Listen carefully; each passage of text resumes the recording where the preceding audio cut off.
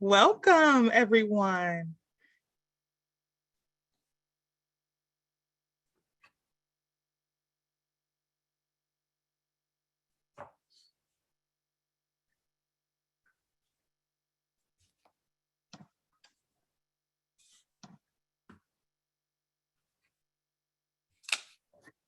Welcome, everyone. Yes, we will be beginning momentarily. Thank you so much for being with us this evening.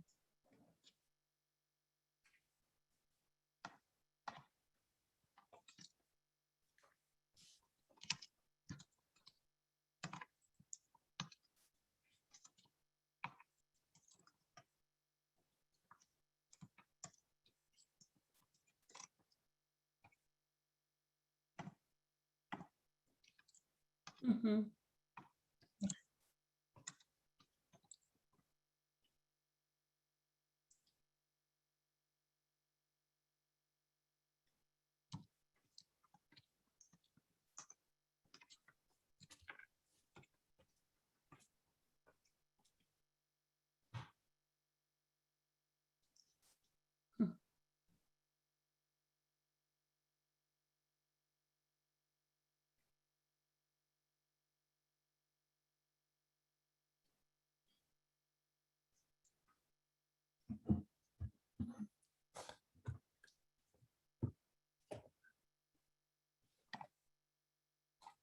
So we'll wait a couple more minutes. Thank you all for your patience. We will be beginning momentarily. We're so grateful that you are with us this evening. Feel free to share where you're from in the chat.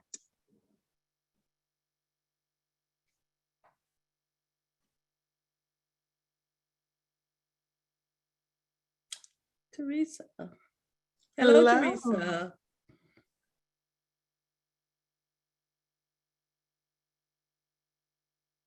Naomi, California. hello. Oh, hi. Pennsylvania. Oregon. I missed a few. South Carolina, Atlanta. Can't forget you. Savannah, Oregon, Virginia, North Carolina, New Hampshire, welcome. Florida, Minnesota, Alaska, Detroit, Las Vegas, Nevada, welcome. New Jersey, yes, for those of you all who I missed, welcome, welcome, welcome. New Jersey, welcome.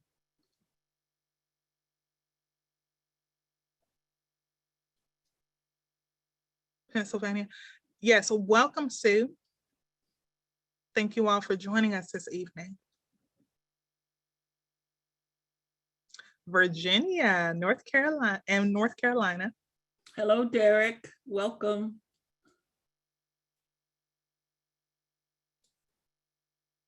Raleigh, welcome.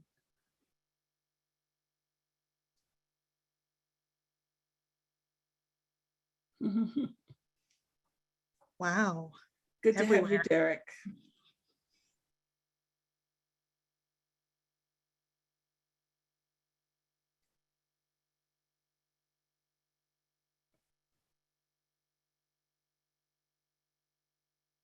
No, we can't see you, Teresa.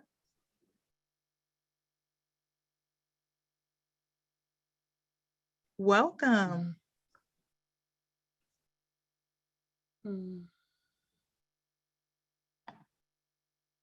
So I think we'll get started. It's 5 after. So good evening, everyone. I'm Dr. Catherine Meeks, and I'm the Executive Director of the Absalom Jones Episcopal Center for Racial Healing here in the Diocese of Atlanta, which is a collaborative project between the Diocese of Atlanta and the Episcopal Church.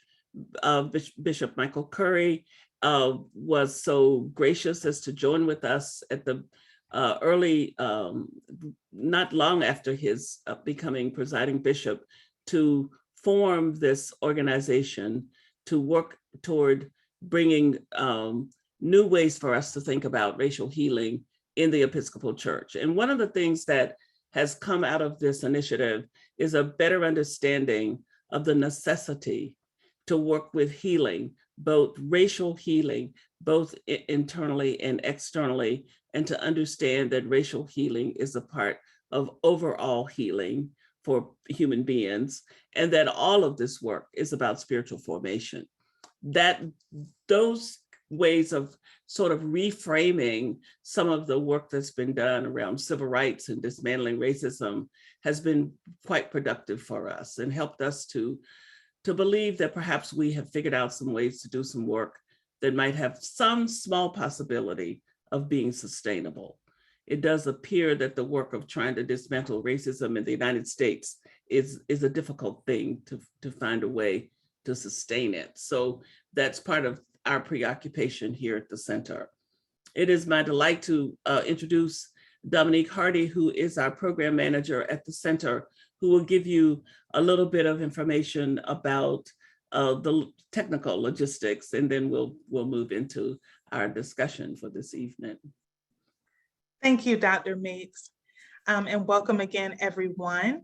As it relates to technology, as you all know, we have a question and answer box at the bottom of your screen on most computers. And so at the appropriate time, we will ask you to put in your questions.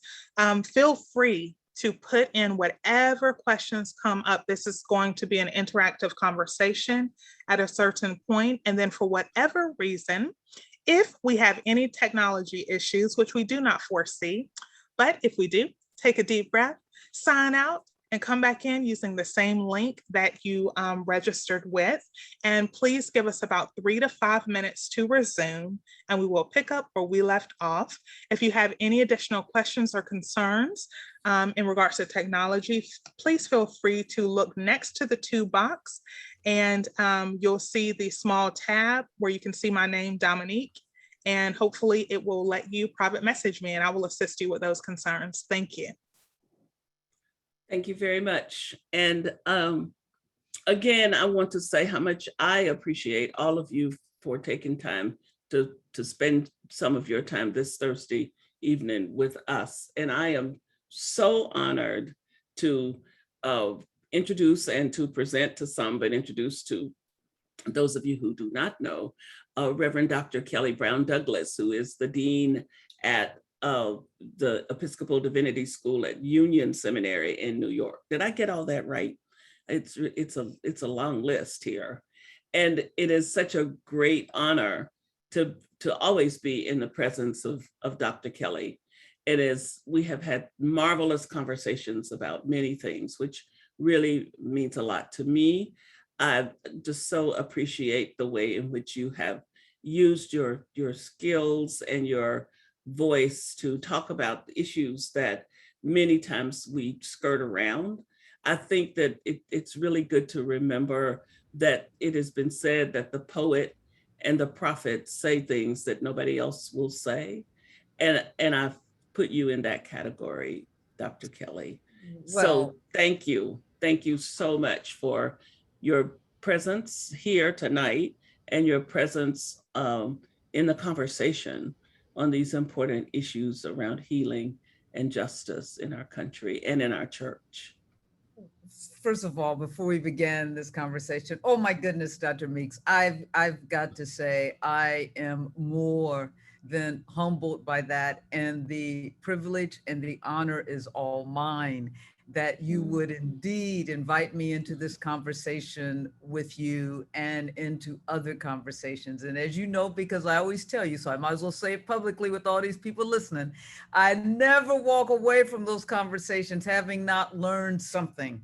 And with my whole sort of moral imagination further broadened. I thank you for your work, for your commitment, and it is truly on your shoulders that I stand and I continue to do the work. So thank you so much for inviting me into this conversation and this work with you.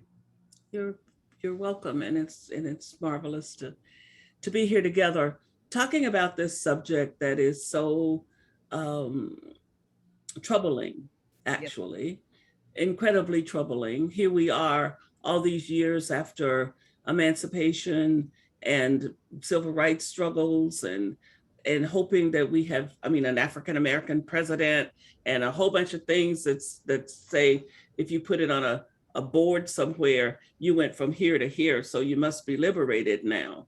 But the truth of the matter is we see a lot of signs of a lack of liberation in our communities, particularly in many of our communities.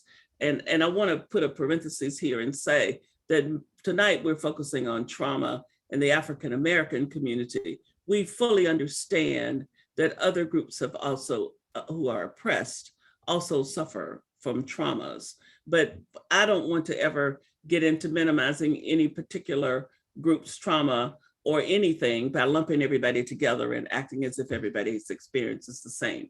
So we're highly respectful of the ways in which things are the same and how they might be different. Tonight, we're focusing on African Americans and trauma. And so as we think about the African American community and the history of our journey here from our homeland to here, this moment, it's had a lot of different kinds of pieces. And many people look at us now, many white people look at Black people and say, well, I mean, why are y'all still talking? Why are you complaining? What is the problem? And I think that the problems are still way deeper than we are willing to even acknowledge a lot of times ourselves, because we think, yeah, we're supposed to be liberated, aren't we? We did all these things, and we even had this African American president. So now, why do I keep on not being quite sure that I'm there to real liberation? So I wanted, we make the assumption that everybody has shown up here tonight believing that, yeah, Black folks have suffered trauma, but I wonder if everybody really has connected that deep in their soul and what that might mean as you go about trying to live your life in the day to day, to have that historical injuring that and we don't know yet how much of it's passed down through generations. There's a lot to be explored about all of that, I think. So I thought we might start with just the two of us talking a bit about, how do we know that trauma happened to us and that is still an issue? What do we see that is pretty clear evidence of that? And why do we need to be having such a conversation as this tonight with nearly 100 people joining us to talk about it? What is this about? Yes, Dr. Catherine, thank you for actually initiating this important conversation. Let me begin, as you ask about how do we know that racial trauma it actually exists and why we should be having this conversation. Let me start first in the personal and my own recognition of the realities of racial trauma. In many respects, I never thought it would happen to me. I began to notice as we were moving through these realities of two pandemics, COVID, the health crisis, in combination with the ongoing pandemic that is white supremacist racism, that even during this time of quote unquote racial reckoning, I found myself becoming less and less patient with discussions of race, period. I found myself becoming less and less patient, if I ever was, with these so-called innocent microaggressions that happen daily. Micro only to the people who cast them, not to the bodies upon which they're cast. I found myself making excuses not to join in conversations with my non-Black colleagues about race and anti-racism. And I'm a movie buff, I love movies. but I found myself avoiding movies with any kind of Black themes. Mhm. Typically the movies that I turned to, and I was avoiding those. Mhm. And then I recognized, I said, what is going on?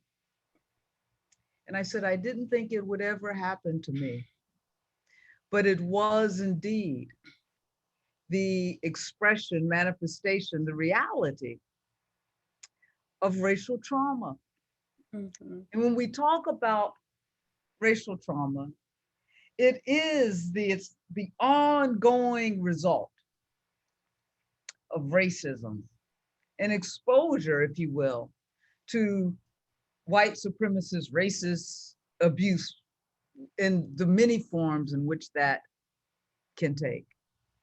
And it's not simply a reflection of what's happening in the immediate historical context, but I think you talked about whether or not how if it's generational, but it is Mhm. the legacy of a generation of history of a people that we take into wittingly or unwittingly into not only our psyches, our emotional being, but into our spiritual being, into our souls.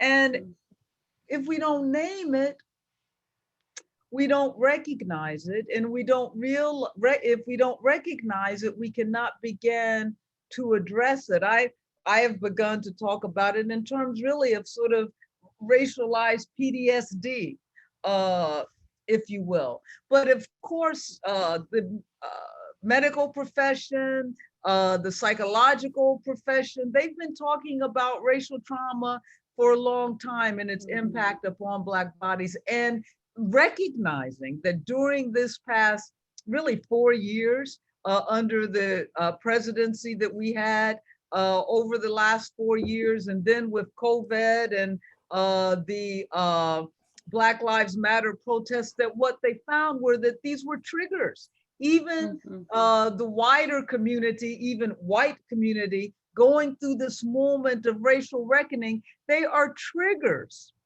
to people blessed with ebony grace, to Black people. They are triggers in terms of racial trauma. And I think what I began to recognize is that, oh my goodness, here I am, 60 some years of age, being triggered by what's going on, and recognizing within Mhm. myself the reality of racial trauma and being racially traumatized. It was living deeply within my being. Yes.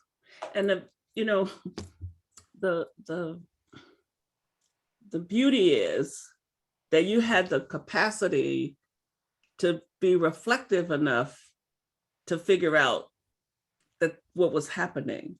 But you think about the everyday person that's preoccupied with trying to just make it from one day to the next and trying to survive and trying to manage their family and all of that. And they have no time really, or not much internal bandwidth for that kind of reflection, and maybe no capacity to really name it in the first place, but yet it's still happening to them, and it figures into the quality of their lives. And then when you look at of just in terms of if anybody is still doubtful after what you have just said, when you look at life expectancy in a Black community, you look at health issues and the varying kinds of diseases and things that we have that are associated with mental health issues as well. And then now, of course, we're really ready to, we finally got ready to say that racism is a threat to the mental health of people. I mean, it's sort of like, really, how long did it take us to figure that out? That if you live under these kinds of circumstances, it's really going to affect the quality of your mental functioning. And so I think that there is no question about the fact that this dynamic is running as a thread, and sometimes maybe a thread that doesn't appear to be too apparent. it's sort of like it's an undercurrent. Like if you had on the phone, sometimes you'll have apps that are running like rogues. They're running on your phone and they're eating up the power, and you don't really know what's happening. I think it could happen in your computer as well. I think of this sometimes that way, that it's like you're trying to live your life and you're doing all the things you need to do, but this other little stream that eats up energy and keeps destabilizing you is running as well, and you don't quite have access to it, and it's undermining and it's debilitating and it causes illness and a lot of things that never can even be named. Yeah, and that's exactly right. And what we know about quote unquote racial trauma, because it is named as that in the psychiatric and psychological and medical community. And what we know is that it manifests itself not only physically in these ways in which you spoke about, life expectancy and a lot of chronic illnesses, but it manifests itself in terms of other stress and anxiety related issues, but in terms of stress. And so that while we can talk about hypertension as a reflection of diet, et cetera, but it is also a manifestation of stress and racialized trauma. So that we know that belatedly, because the AMA had done this before, the CDC has said that racism is a health crisis. And it's declared it a health emergency. Well, it is a health emergency on many levels. I mean, it claims people's lives in real ways, and so it's a health emergency in ways just as you have said, seen and unseen. But here's the thing, Dr. Meeks, that whether or not people have the ability to name it and recognize it when it's happening to them, or the impact on it upon their individual bodies and selves and upon the community, we know that the medical profession has recognized it. And we are in the business of worrying about people's spiritual health, as it relates to their own physical and mental health. And so what we need to make sure, and I think one of the reasons you and I are having this conversation, is that this is an issue that the church must take up, that particularly our Black faith communities, with that this has to be, if we're really going to talk about caring for Black communities and moving us toward, as we like to say in sort of women's theological jargon, but moving us toward survival and wholeness. And I like to think of not just freedom, but wholeness, because wholeness encompasses not simply physical freedom or our liberation from the system and structures and realities that oppress us, but it also is about our well-being. Wholeness has to do with our well-being and our ability to foster life and to live productive lives. And if we're going to do that, then the church has to also engage this issue of racialized trauma and to recognize it and to name it and then to begin to find ways to address it. And I'll shut up when I say this. And it won't be the first, we have a legacy, a theological legacy of really recognition of the fact that racism has had an impact upon Black people, on Black souls, if you will, and the Black psyche. I was asked recently to write a foreword for the re-release of Howard Thurman's Jesus and the Disinherited, and that forced me to read it again and I've read it several times, and every time I read it, I'm reading it anew. And I read it again, and I said, and maybe it's because I was recognizing myself as being racially traumatized, I said, this is what this man's talking about.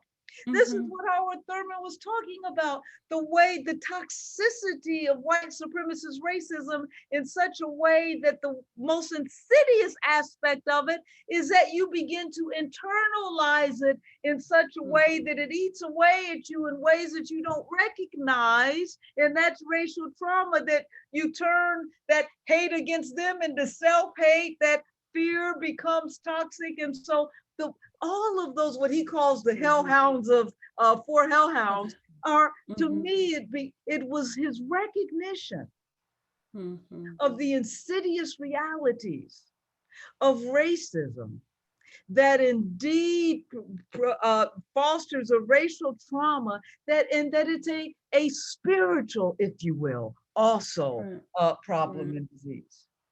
And you just ring every bell that my soul needs to hear when you bring up Howard Thurman, because I just love Howard Thurman, and he's certainly been a mentor for me for a very long time. And Jesus and the Disinherited, I think, is one of the most important books around, and I feel like people should read it over and over because it takes a while for it to all kind of settle in. I think that I would like to say a little word here about James Baldwin's letter to his nephew. A few minutes ago, you were talking about naming things, and Baldwin has said that you may not be able to fix everything you name, but you won't fix anything you don't name. Right. And I think that we sort of think if you can just keep a stiff upper lip and make it through a lifetime and don't name this, even if you catch glimpses of it, just don't name it. You just try to beat it down. You just try to be a little better. You try to, excel. It's almost like you try to outrun it. You cannot outrun it because it's running with you. It's running in you. You can't, the only thing you can do is stop and confront it. And Baldwin is writing to his nephew in 1962 about life in this country and kind of what there is to be expected, and how he is in grief in some ways that this young person is growing up here and he knows what he's gonna have to face in terms of not being seen as a worthy human being. That's really what it boils down to.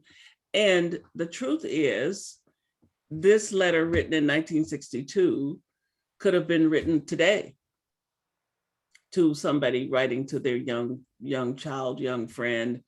The same thing, that there's still this looking at Black people as almost a different species in many arenas. And even in the church itself, I mean, I so appreciate what you've just said about the church. I mean, the church itself has to get its act together around all of this. And it's going a little bit slow for me in the process of doing it. But the fact of the matter is, we have to be willing to name the stuff that needs to be fixed and to stop trying to push it off and make the victims responsible for their victimization. It's almost like, when a few weeks ago I did a conversation on medical disparities in the Black community, and there was some conversation about Black people being blamed for the illnesses that they got. And a little bit like what went on with COVID, where it's kind of like, well, you have a high morbidity rate because you're not quite as healthy. Was your fault then that it's our fault that we're dying more? Really? How does that work? So it's kind of like, it's when the old people talk about adding insult to injury. So you injure me and now you blame me for being injured. It's your fault because that car wouldn't have run over you if you hadn't been out there. Well, really? I mean, you didn't have to expect to be run over because you were walking on the sidewalk. So we talk about microaggressions and we talk about all these things. We got labels for everything, and it's all supposed to put everything in nice little boxes. But the psyche doesn't do that.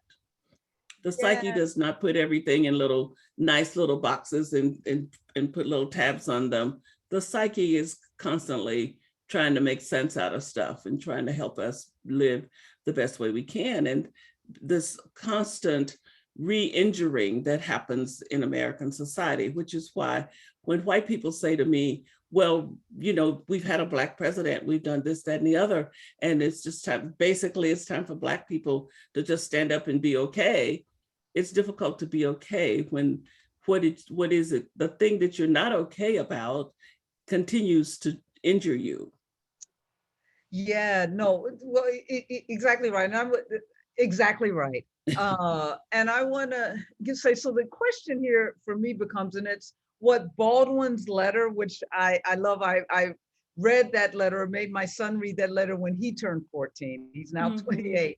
But it's what his letter was trying to do. It's what, in many respects, Howard Thurman was trying to do in Jesus and the Disinherited. And it's what Audre Lorde says we must do, and that is somehow address that little piece of the oppressor inside each of us. And in one sense of that, she's talking about this thing that we're calling racialized trauma that is in us, that it's internalized. And they're trying, in many respects, to provide, if you will, a bulwark or a sort of wall of resistance, spiritual, psychological, otherwise resistance, so that we can at least not be vaccinated against, but have something to fight back with, so that indeed we are not absolutely debilitated by the realities that foster and nurture racial trauma. And so Baldwin was saying to his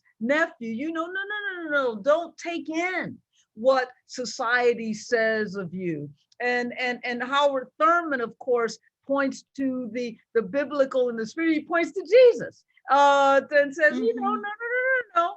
Let's use Jesus as an example. He's not talking about sort of Jesus, the side of Jesus that fights against the systems and structures. When he says Jesus and the Disinherited, is Jesus really was feeling what the disinherited felt.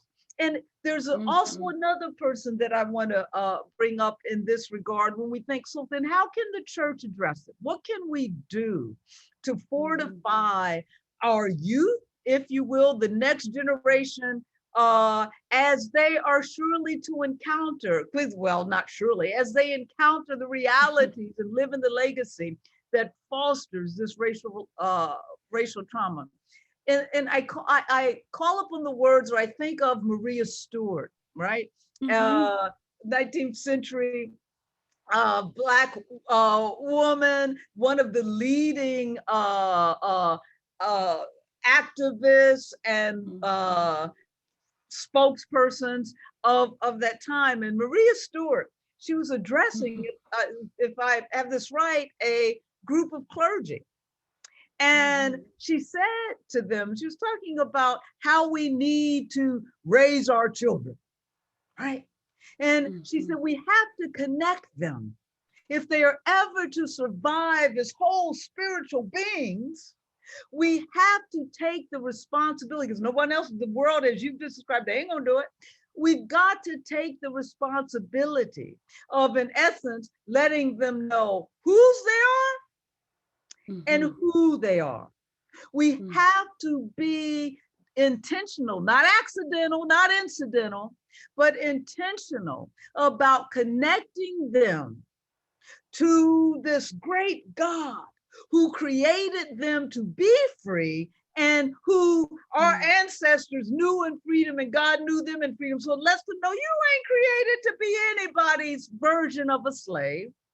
And then she says we have to connect them to who they are. That is their rich heritage. And to let them know that even when the world is telling you, you ain't nobody, is what James Baldwin's telling his nephew, that even though the world, everything in this world is saying Black people ain't nothing, that even though it's telling you that and telling you that Black lives don't matter, that Mhm. you will know because you're fortified, you're standing on the foundation of a great, rich history that goes, yes, back to Africa, but it goes through that middle passage and it tells a story of a people who were not simply acted upon, but acted back at every turn, proclaiming their freedom and proclaiming their belief in a God who created them to be free. So when we talk about Dr. Meeks, racial trauma, and I have to say, why am I talking about this even like this? Because it was when I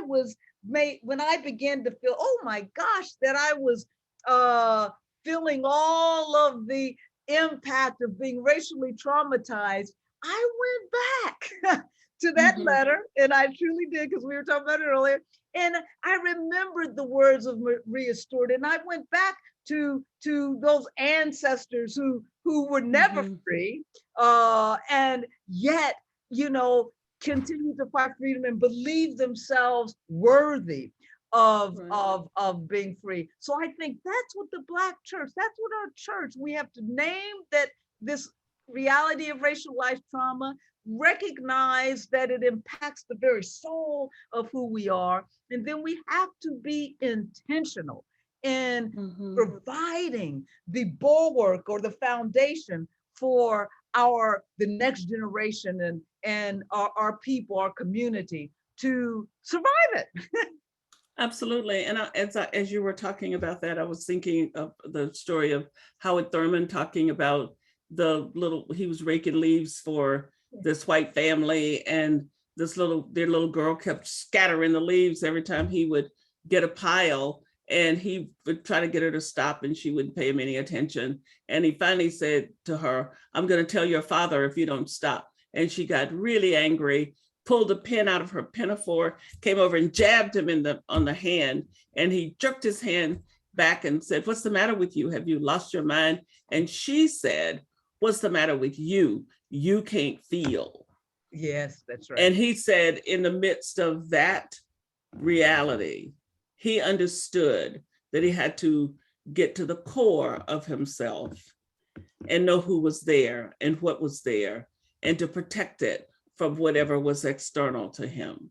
And I don't think that meant shutting himself off and not being a human being, because he was definitely the most warm and wonderful, welcoming human being I've ever met. But so you got to meet him, right? Yes, I did in 1981 at Spelman College's baccalaureate. I will never forget it. It was an absolutely wonderful thing. But the notion that you become grounded in what you were just talking about, a sense of self that moves you beyond having to believe that anything external to you has anything to do with defining who you are. You know, the external world saying I'm smart is not how I know I'm smart. I have to find another pathway to that, because this white supremacist external world is not going to tell me that. And if I'm waiting on that affirmation, then I'm going to have a hard time getting through the world. And you know, you mentioned our ancestors who had so far less than we have in the 21st century to help them, and yet they seem to find a better pathway to what was there. And I think it's because because of the challenge, they had a deeper sense of their understanding that it was way beyond them, and it had to be. If God wasn't going to be there with them, if God wasn't going to meet them somewhere in the middle of all that stuff, there was no hope anyway. And they turned quicker. I mean, we've got all, you know, we're pretty modern, and we got our education and our two nickels in our bank account and a couple of cars in our garages, and we think, oh well, yeah, we got this. They didn't have any illusions about that. They were really clear that what do you have to fall back upon except God and whatever you discover inside of yourself. Yeah, I think that's so right. You know, God and each other. And the other thing they did, and then I want to ask you something, turn it a little bit. The other thing they did is they handed down the stories. Yes. And so they handed down the stories of a people Mhm. who, and I hate this word resilient because, nobody should have to be resilient just to live. Right. But they handed down the stories of a people that always knew that they were free and meant to be free. And they handed down the Mhm. stories of how those people navigated the realities of a world that tried to make them other than the Mhm. sacred creatures that they were. So they handed down those stories of generations that survived. I think about it in terms of the story in the Hebrew Testament, that which we call the Old Testament, the Hebrew Testament, of the 12 stones, and to remember the stones, and they're remembering tradition. And Mhm. traditionism means traditioning, handing down. We've got to get back to Mhm. handing down the stories, and even the hard stories. We've got Mhm. I'm 60 some years old. We remember the 1960s, but that's like way long. I mean, history today to this generation, younger generations, is that what happened last week, given the internet and all that, those realities. So we've got to hand down the stories of struggle, Mhm. of battle, of it ain't Mhm. always been this way, but here we are. Mhm. And so I think that's one thing we have to get back to. But here's the other thing that I want to turn a little bit. I'll ask you a question here, Dr. All Meeks. right. All As you right. were talking about Howard Thurman and the story about the little white girl pricking him with the pen, that too is one of my favorite stories that he tells, as well as the story of his seeing Halley's Comet and his mother Mhm. telling him not to be fearful. But also the story of his grandmother, who Mhm. said that if once she was no longer a slave, she would never ever again read from the Pauline epistles, because of course they were central to slaveholding religion. Mhm. Mhm. So what that says to me in this conversation is that she refused to be a part of a faith tradition that would re-traumatize her. Mhm. Mhm. And when I think of the church and the Black church, of which the Black Episcopal congregations are part of the wider Black church community. When I think of the Black church, I also think of ways, I'm sorry, in which we re-traumatize Black people, Mhm. where we use scripture to terrorize as opposed to liberate, where we Mhm. use dogma and doctrine to terrorize as opposed and to harm as opposed to heal. And Mhm. so, the way, so we have to also name the ways Mhm. in which the Black church is betraying both its Blackness and its faith by utilizing doctrine, dogma, scripture to terrorize Black bodies, Black people, Black women, Black LGBTQ plus persons, and other persons, are ignoring things like domestic violence and in Mhm. those issues that are a lot of issues that are concomitant, even issues to white supremacist racism, and we're doing things to re-terrorize, Mhm. re-traumatize people as we Mhm. terrorize. So Dr. Meeks, we got to Yeah. name that and address that. And absolutely, I told you, I told this audience in the beginning that the poet and the prophet says what nobody else will say. And we don't, that's not what folks want to say. We want to act like it's a defensible thing to do this. But if you have a religion that only makes you feel bad, you need a new one. Yeah. You need a new one, because, and I don't mean that you got to get up every morning bouncing around like popcorn. I mean that you've got to get up in the mornings having some sense of assurance that there is a God in the universe that is really on your side, that cares about you, that knows who you are, that is trying to make sure that your day is a good day, that is because, God is supposed to be this God of love, but it's all confused about how is it that it's the God of love that loves some people and hates other people and allows some people that are loved to lynch other people that he loves. I mean, you got to make some sense out of all that stuff. You can't just put it into little pockets and close your eyes and act like it didn't happen, because I think that there's only one God in the universe who loves everybody equally and who is not pleased with what we have done to one another. And every part of the Bible that makes me think that there's a way you could deny who that God is, I just consider somebody was writing who had an agenda, and it's not my agenda. My agenda is liberation and freedom and health, wellness, and I think that was Jesus's agenda.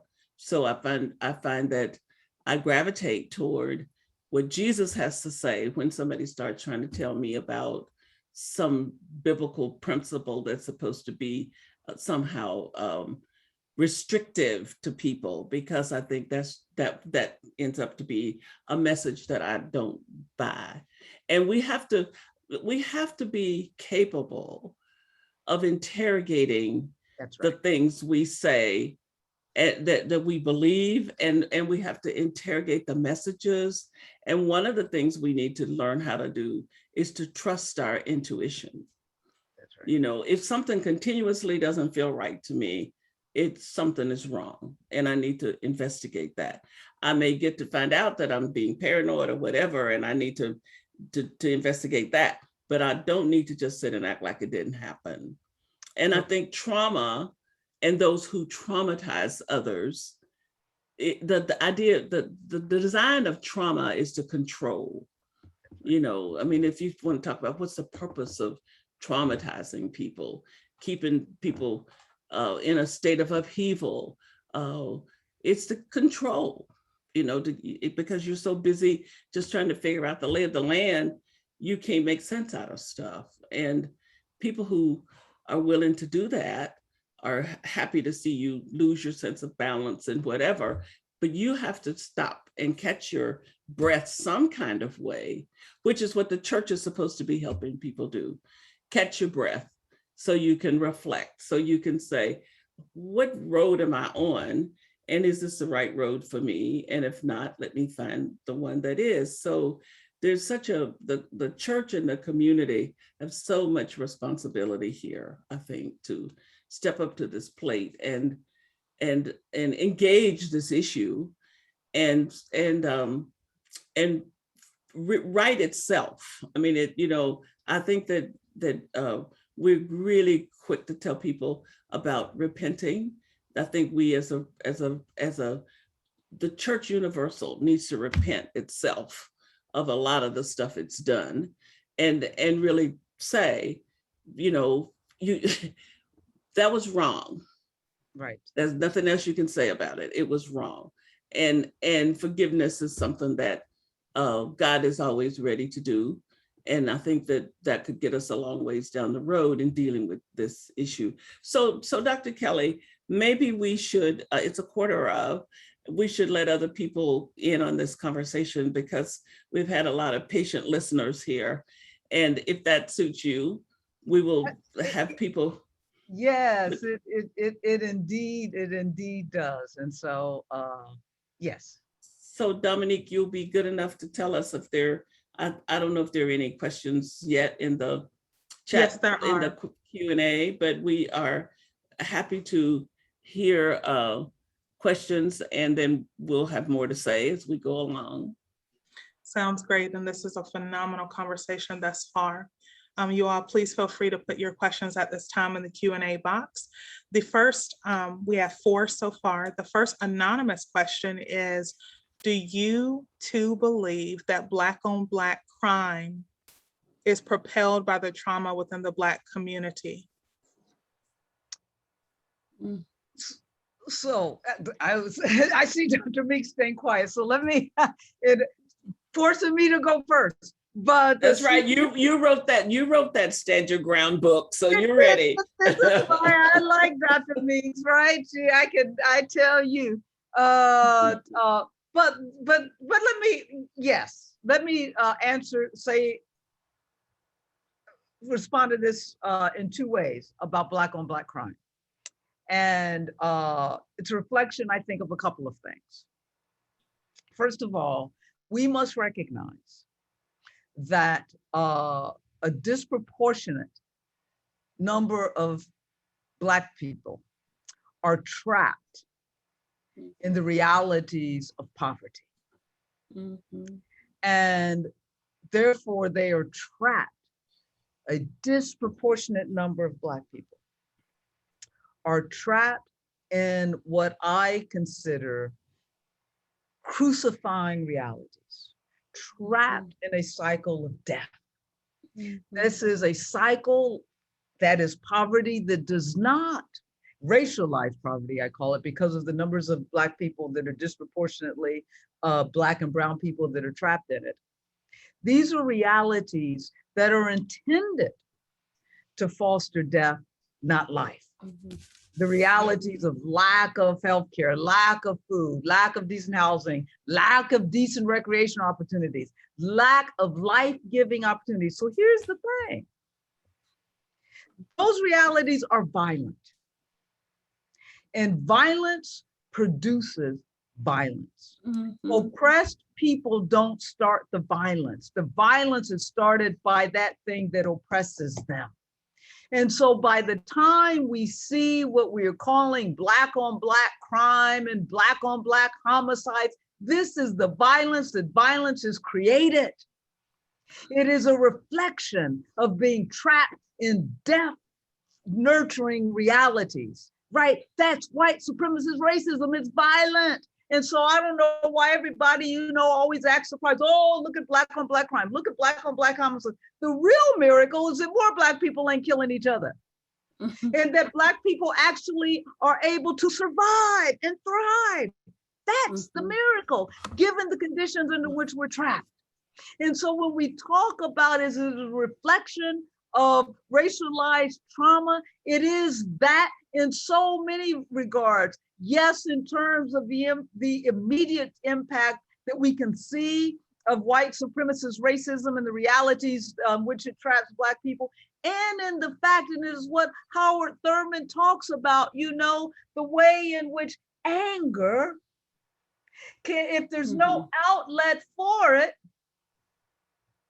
can turn in on itself. Don't let nobody tell you you ain't supposed to be angry, but how it can turn in on itself. You got to find life nurturing ways to express that anger so it don't drive you crazy. But what Thurman talks about is that anger and that hate can turn in on itself and become self-hate and play itself out on you or those who look like you. So I'm gonna shut up there because I could keep going on. Yeah. So yes to your question in the ways in which that Black on Black crime is a reflection of white supremacist racism and the trauma that it creates.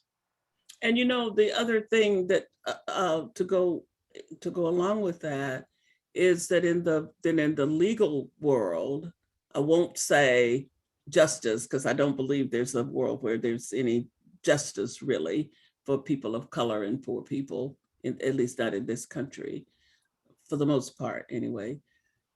If you harm a Black person or another person of color, then you're treated less harshly. The sentencing would be different. And then if it were a white person, and especially some white person of some kind of prominence. So then there is external reinforcement for this internal hatred already that has been spawned by all of those things you just described. So that there is this kind of sense of, well, I'm kind of down here on my belly anyhow, and you are too. And neither one of us is worth very much. And then I do something to you, and the punishment is not nearly what it would be if you had been a white person. It verifies that your assessment was correct. And all of this is happening it's psychologically, it's that stream that's running through that people are not even that conscious about. And the youngsters that I have encountered that are caught in this trap is what makes me so evangelistic about this work. I mean, to think of kids that are 15, 10, 12, 13, 14, 15 years old, already believing that they need a gun in order to be okay, then they have internalized a lot of this stuff that we're talking about. And we as the adults and as the elders must bear the responsibility of having made the world like that, where that would be the response that children would have, because children are not supposed to have to be that afraid to live in the world. And so I just get so impatient with if you don't watch it, it's just another way to blame the victim for being a victim. That's You it. got hit by a car, but you like, as I said earlier, but you shouldn't have been on the street. Well, what about the person driving the car that hit you? Why couldn't they stay in the highway and not get on the sidewalk? So, we have to be so careful. And another place where you see this so much, to the person who's asking this question, and also just in general as a passing comment, is when the police are guilty of misconduct and somebody Black ends up dead because of it, too many times, and this is true for progressive white people, so I want to be really clear here, to try to understand what the victim was doing to justify the action. That happens just too many times.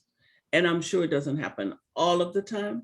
I'm sure there are people in this audience who are just as appalled about it as I am.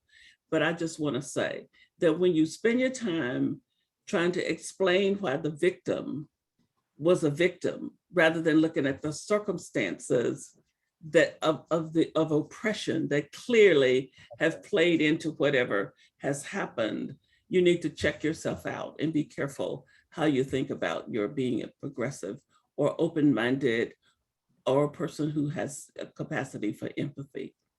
Because I believe that the empathy in us requires us to do better than just look at victims and try to explain away what has happened to them without understanding how this has come to be the case for them.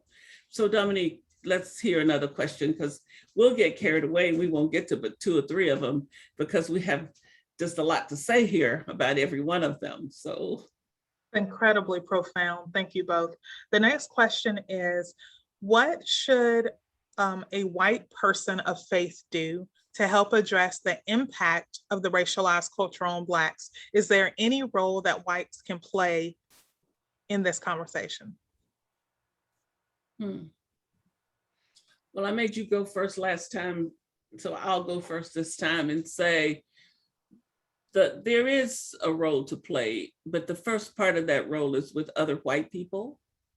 I think to get other white people to begin to see what you see, if you have become a white person of consciousness and awakeness, and you have some courage, I think that you need to help other white people see that. That would be the most powerful contribution that could be made to this conversation, because we as people of color already know what's going on, and we already understand, even on many levels. We may not understand all of the stuff like we've been talking about tonight, but people understand that they're not liberated. They understand that. But there's so many white people who think that we are liberated, that because we can go where we want to go. That's always the total analysis. Well, you can go where you want to go, and we had a Black president. So doesn't that mean everybody's free? Well, really? I mean, that's just a very oversimplified way to look at this. So I think that white people who are progressive and waking up need to talk to your family, talk to your friends, talk to your coworkers, talk to your neighbors. And then maybe if you are really on the path of real openness, God will send you some people of color that you might talk to, but they should be very much at the end of the list. Yes, yes, amen to that. And I'll just also add to that uh, this, when we're talking about trauma, we should always listen to the people who are traumatized and believe them, believe their experience. Now, this man, there's, we are, those of us who are Christian in this conversation come from a faith tradition with a daggone crucified Savior at the center. And as I always say, he didn't get crucified because he prayed too much, first of all. But the fact that he was crucified also signifies to his utter solidarity with those of the crucified class, the most traumatized people of his world, his day, of his society. And he changed his gaze. He emptied himself, even onto the cross, of anything that prevented him from entering into utter solidarity with a listening heart to those people of the crucified classes. And so what I think the people who happen to look like white Americans but don't want to take on the realities of whiteness, they want to have what I call the sort of crucifying, emptying, kenosis, emptying themselves of the privilege of whiteness. That begins with changing the gaze from a white gaze to a gaze of those who are on the underside of these realities of white supremacist racism. You know, it is so interesting to me that not even videos can get white Americans to change their minds about the realities of racialized trauma and racism. And there are studies that tell us that even after George Floyd's killing, white people still said that it was incidental, not systemic, et cetera, but and not believe the experiences of Black people. How many times you say, oh, really, you playing the race card? Believe the experiences of those who said that they are traumatized, of those on the bottom of that trauma. You don't have to re-trigger it by saying to Black people, well, tell me about this. Just engage history from a different vantage point. Just try to change your gaze. That's really what critical race theory is all about. Change your gaze. And I saw someone in the chat say that white supremacy is white people's problem. And I like that, because when white people always ask, how can we be your ally? I'm saying, and right there, you know what? We got a problem. Houston, there is a problem, because it's not about being my ally. Because when you say, how can I be your ally? What you're assuming is that it's my problem, and I'm going to be your ally and help you solve your problem. I want to be your ally and help you solve your problem. That is white racism, white supremacy, and that is an anathema to your very faith and to your very humanity. Yes. Wow. And thank you. There is such a temptation when you start to become more conscious to then want to go to where that thing is and try to see what you can fix. Well, this time, what you have to do is go home. That's right. To fix home. We have to fix home. And that's what I have said about this work of racial healing in the Episcopal Church. People have asked me, well, why isn't the center more ecumenical? Because it's our problem. And everybody, other denominations have got their own problems with racism, but they need to work on it. It's our family.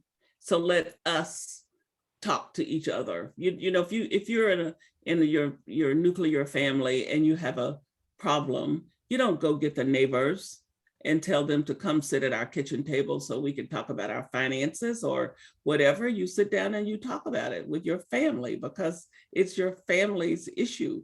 And this is the issue facing us. And we who have come together as a community of faith and people who say we care about this kind of stuff, it's our family, and let's stay with it and stay in that family and keep seeking deeper healing as we go along, rather than, well, let's run out here and diffuse this a little bit so we can tolerate it better, because that's really what that ends up to be. You know, when you're running around in circles, you're trying to avoid dealing with the obvious, and the obvious is going to be sitting there waiting on you when you get back. So there's no sense in doing the running around.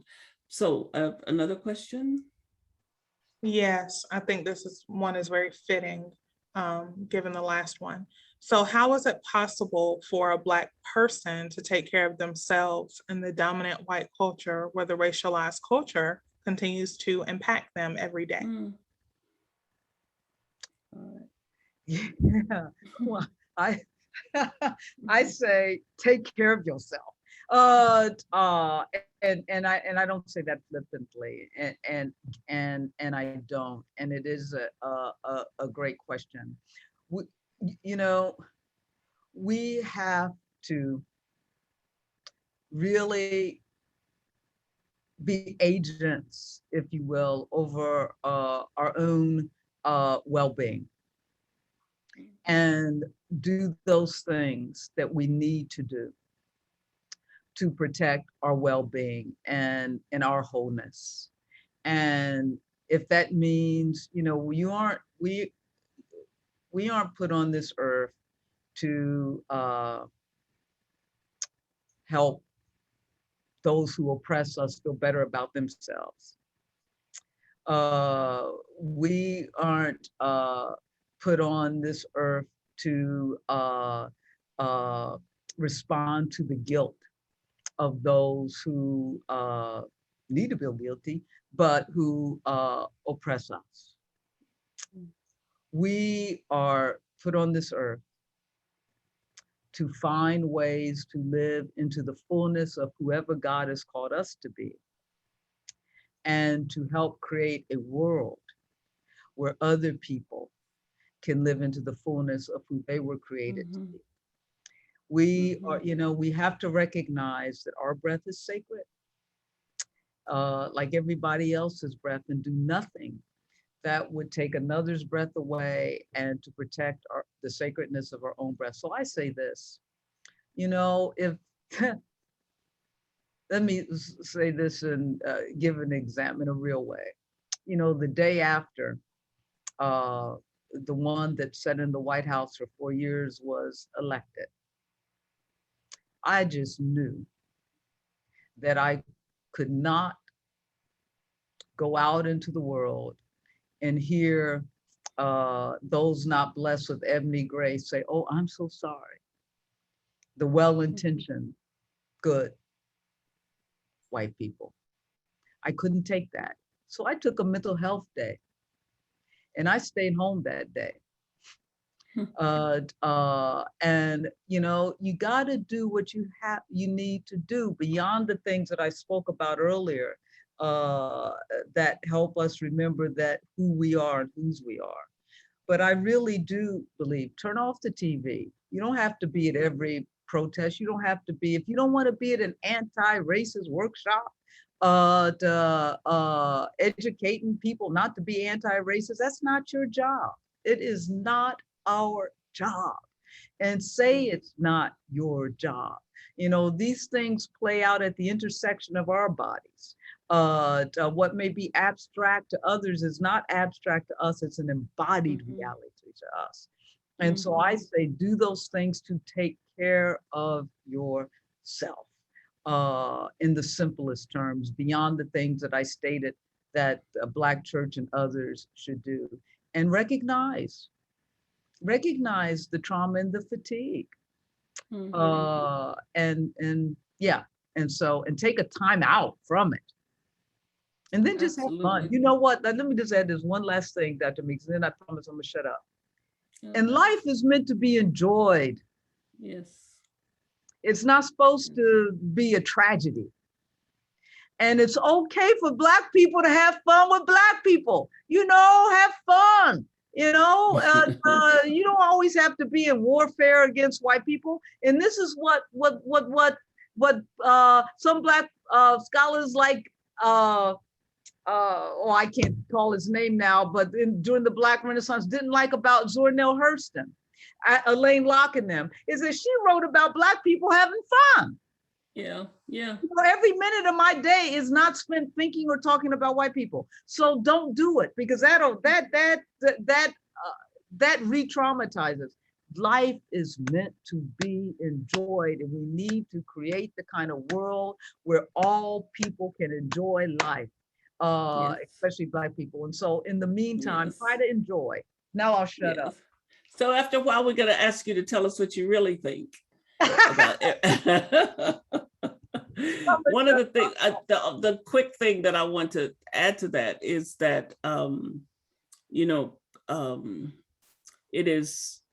it is really God's intention that every human being should get to be exactly who they were put on the earth to be, and do exactly what they were supposed to do. And my work needs to be about trying to help make that happen. But in the process of doing that, I need to make sure, as you have just said, that I figure out how to enjoy that myself as well. And part of what we can do, in addition to all those things you've just named, is to make sure that we keep our own minds, we protect our own minds. And turning off the news is one way you do that. Staying out off of Facebook is another way that one could make sure you don't find yourself inundated with a bunch of stuff from other people that's not positive for you. But the most important thing is to be a good guardian of your own thinking. That's right. And not to be overly focused on how bad it is or how bad it was for our ancestors, because we also have a great legacy of overcoming and transformation and creativity and imagination and production. I mean, Black people historically are incredibly fabulous, and we need to think about that. I have on my wall at the Center for Racial Healing pictures of Sojourner Truth, Harriet Tubman, Ida B. Wells, Mary McLeod Bethune, Fannie Lou Hamer, and my mother, so that every day I can be reminded of these are the folks upon whose shoulders I'm standing. And these folks are looking at me saying, don't you get weary, Dr. Meeks, because we would have never imagined that a one of us could be you in the first place. And look at you. So just don't you get weary. And those women help me. They help me. They're my cloud of witnesses.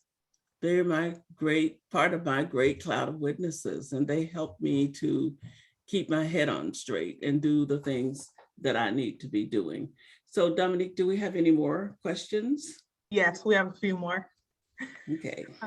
The next question actually is quite foundational. She says, can we hear more about your specific definition of trauma? How is Black trauma unique, if it is? Yeah, as I said, and I don't know that it's my specific definition, but it is the way in which psychologists, psychiatrists, these mental health field, I should say, as well as the medical field has defined Black trauma.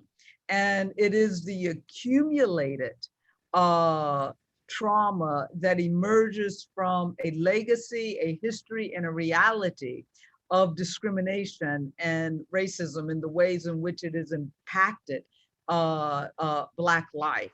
And so that trauma is not simply about a discrete event.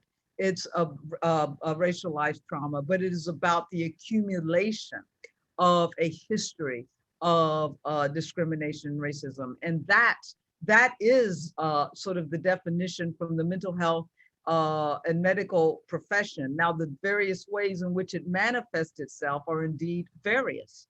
And they talk about that in terms of mental health, et cetera. I think we've seen that in the news, and we look at some of the young Black women of color, whether we're talking about Naomi Osaka or Simone Biles, and the accumulated trauma and the impact of not only their particular experiences, but they're also situating that in the context of the racial trauma or the racial injustice that has been going on in the country as well. So it manifests itself in various ways, but that's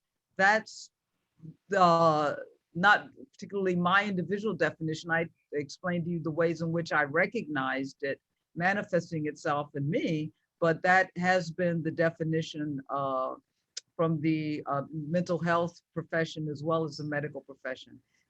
Can I just say one more brief thing back to something? You can say everything you want to say. Go ahead. I just want to respond to something Dr. Meeks said, and just, you know it, and it just made me dance inside. And then I saw someone say in chat that Alice Walker says when there's a lot of stress, you got to dance or something. And this made me dance inside, because you know what?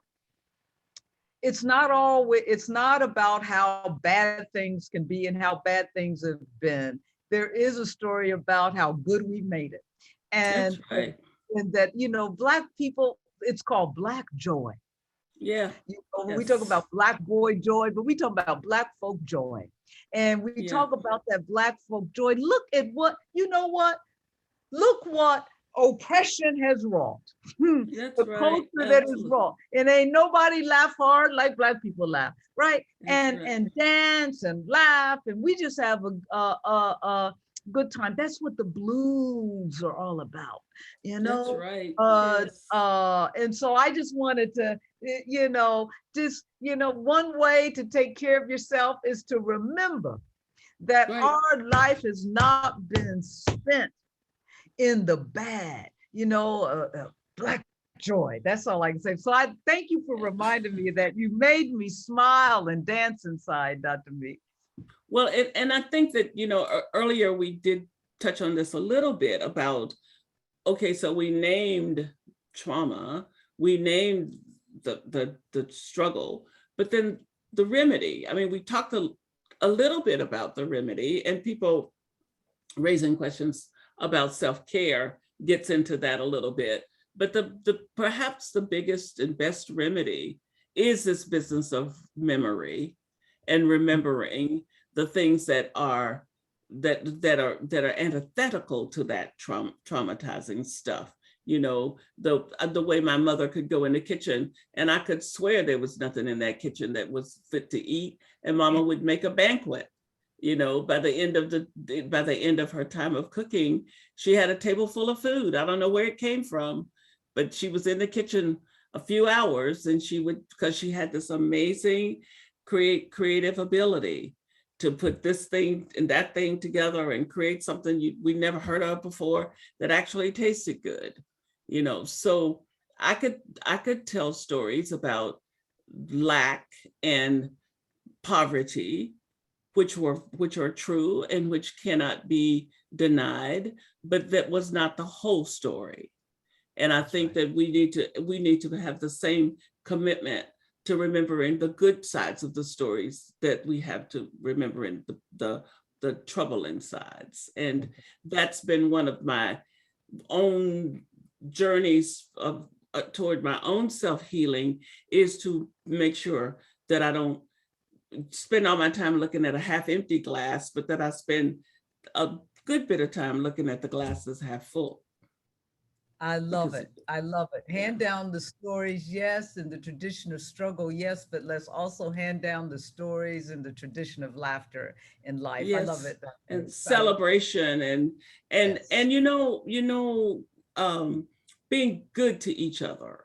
Yeah. You know, learning to really reminding ourselves to be, if we will be good to ourselves, we will get better at being good to each other. Yeah. I'm just on a soapbox about that, because I do believe that it's easy to end up wanting to injure because you have been injured.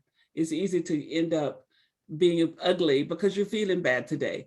Well, maybe to try to catch ourselves and try to say, wait a minute, we really are in this together, and we really do need to hold one another's hands. So I think we have enough time for maybe one more question, and then each one of us will have a little bit of time to say something to close out, and then I'll speak last. And so Kelly, I will Definitely, give you you the, always have the last word. oh. Although I ain't stupid. So do we have one more question you think, Dominique, we can answer in a fairly straightforward way? Maybe if we try hard. Yes, actually, it's perfect. We only had 2 more questions left, but if I have to pick one, it would be a great closing question. What or who has been most instrumental in your dealing with and hopefully healing from racial trauma? The 2 of us, yeah. And what was the other question? Since there are only 2 left, let's just hear the other one.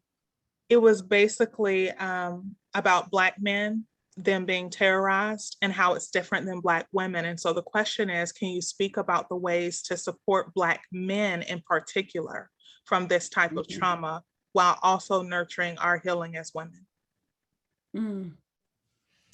So let me start with that one, but it will not be as expansive as, given the time, as perhaps that question deserves.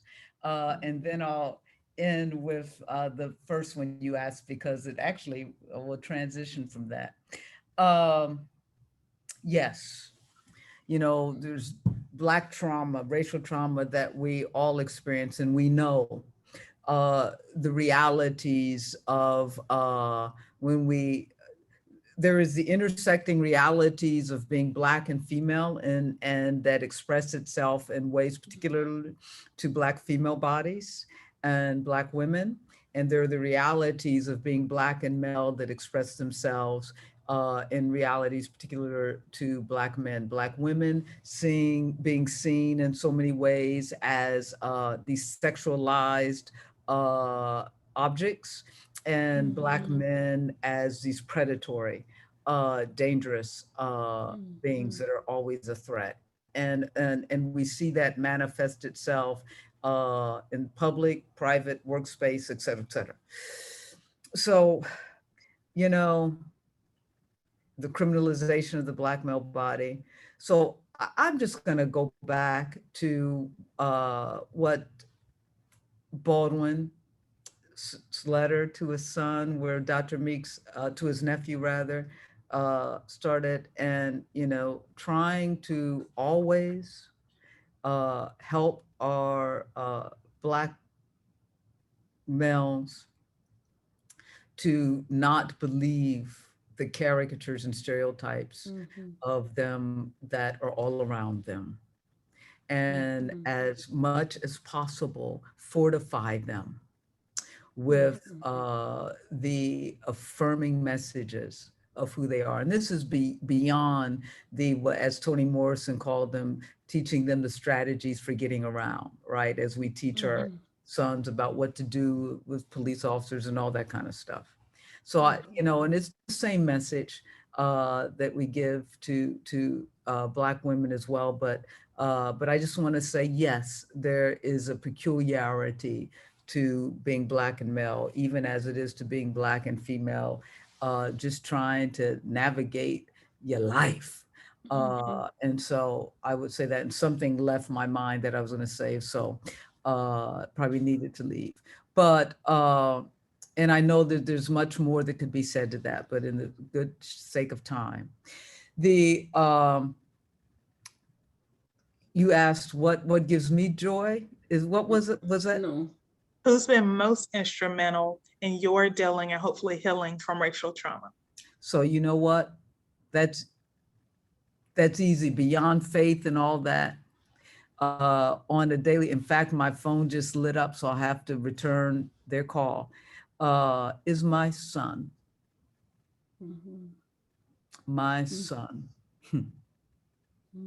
I look at my son, the conversations my son and I have, the ways in which he keeps me honest, because they aren't always easy conversations, and knowing that what I do today will make a difference to the tomorrow he can live, Mm. and his children and his children can live.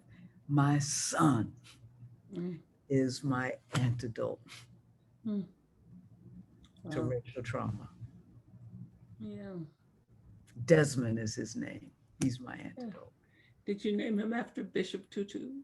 Bishop Desmond Tutu is his godfather, Oh, how lovely. Yeah. or Archbishop Desmond Tutu is his Yeah. godfather. That's right. His Oh, Uncle Desmond, as he calls him. yes. Well, I have two sons, and they are absolutely phenomenal people as well. And I appreciate what you just said about your son, because my youngest son and I live together actually, and we have amazing conversations. And it is amazing to me to wonder where he actually came from. He used to tell me, he used to tell me all the time, they didn't do things like that where I came from, when he was maybe like just beginning to talk. And I'd say, well, where did you come from? And he just look at me like he wouldn't be able to understand. And so that's sort of, now he's a coder and he talks and I don't understand either. So but I am so grateful for the presence of these two young men in my life and on this planet. But I also think that I got sent to the world with an absolute, uh, Thurman would call it a imprimatur, that was Mhm. put on my heart that said, your job is to make sure that those on the margin don't get forgotten. That's right. And so the call to do that, it keeps me from ever thinking that I have the luxury of settling into any kind of despair or too much conversation about how bad it was. My job is to stay focused on the God who sent me to do the work and to do it and to believe I can do it, and I've been doing it for 50 years now. So there's been some pretty good verification that I didn't get this wrong, that I heard that message the way that it was supposed to be. So it's that, um on the days when I want to have a little bit of a pity party, looking at the wall and having those women say, well, if you really got to cry, go ahead, but don't take too long. Just don't take too long, because remember what you came here for. So I think that, I want that to be the the the word that I leave you with. That out of all of the things you've heard tonight, I would ask you to pay a lot of attention to, what did you come here for, and what are you being left here for? Because a whole bunch of people didn't get up this morning, and we all did. So what are you here? Why? Why do we get left? What did you come here for? And why are you being left here? And see what the answer might be. I would not dare to try to tell you the answer to that question for yourself, but I would dare you to interrogate that question, and within the context of your life, and to see where it might take you. No matter who is out there in the audience, it's the only thing, the biggest drawback about webinars is we can't see faces, and I long to see your faces, but I trust your faces to be there, because I see your names and I see your comments. And what I trust more is that you have not only a face, but that you have a heart, and that your heart can be touched, and your heart is touched and will be touched, and you will find the path. So, Dr. Kelly Brown Douglas, it is just, so fantastic to have this time to be with you. I can't think of anything I would rather do than be in a conversation with you. And Dominique, thank you for your spirit and energy and good caretaking of us in terms of our technology here. And thank all of you in the audience for coming to be with us and coming to be with us tonight. But thank you more for caring about this and being really serious about looking to what you can really do. So I pray that you will be deeply blessed and that you will find yourself being a half a shade braver tomorrow than you were today. So good night and thank you again. I'll be in touch with you, Kelly. I'll be in touch. Thank Oh, you. thank you. You touched my heart. Thank you. So let's be in touch. I love you. I love you, Dr. Meeks. So we'll be in I touch. love you too. I love you too. And thank you. We have to just have a lots more conversations. Exactly. Yeah. Take All care. right. Have a good Take night. care. Thank you. Bye.